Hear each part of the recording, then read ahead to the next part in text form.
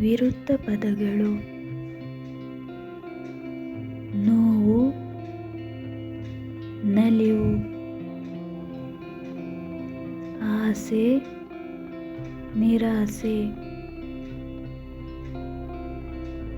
ಶಕ್ತಿ, ಅಶಕ್ತಿ, ನೀತಿ, ಅನೀತಿ, ನೈತಿಕ, ಅನೈತಿಕ, ಸ್ವಾರ್ಥ, ನಿಸ್ವಾರ್ಥ,